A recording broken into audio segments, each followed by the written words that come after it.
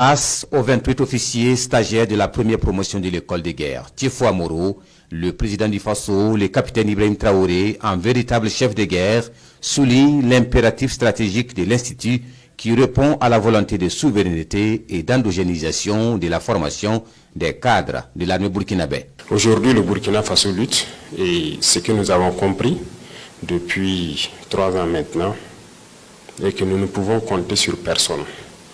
Il faut compter sur soi-même. Ça, c'est un impératif. Tous ceux qui passaient leur temps à venir au Burkina ou à recevoir des stagiaires ont un objectif derrière la tête, c'est de nous dominer.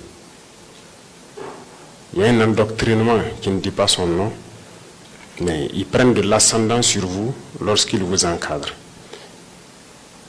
Et lorsque nous avons décidé de marcher seuls, tout le monde nous a abandonnés, on nous a fermé la porte.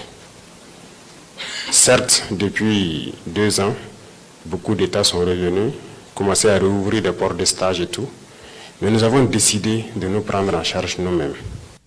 Pour le chef de l'État, la situation de guerre que traverse le Burkina Faso devrait permettre à cette école de guerre d'axer son offre de formation sur l'expérience du conflit contre les groupes armés. Certes, il y a cette formation classique, mais il faut que nous ajoutons quelque chose d'autre en lien avec nos retours d'expérience que nous avons de notre guerre. Pourquoi on ne peut pas exploiter toutes nos expériences de cette guerre et développer notre outil de défense?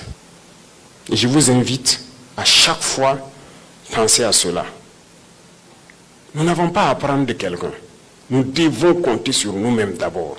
Si nous n'avons pas cette capacité de rebondir dans la difficulté, c'est que nous ne méritons même pas d'être sur terre. Aujourd'hui, regardez la géopolitique. Les faibles vont disparaître. Ça, il n'y a rien à faire.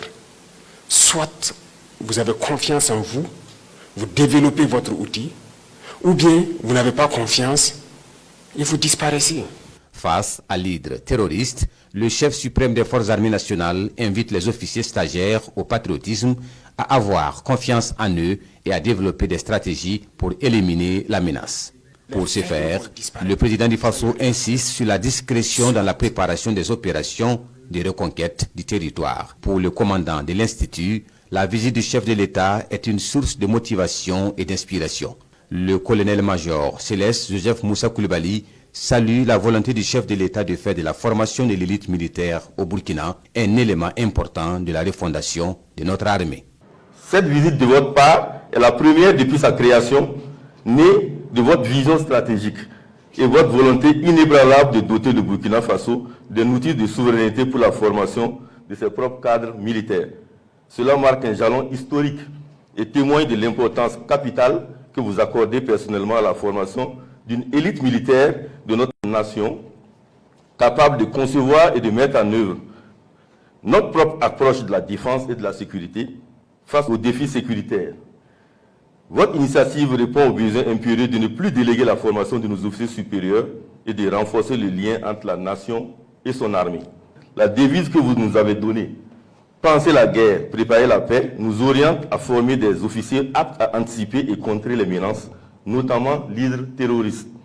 Tout en félicitant les stagiaires et l'encadrement pour le sacrifice et le don de soi, le président du Faso exhorte le commandement à faire de l'Institut une référence en Afrique.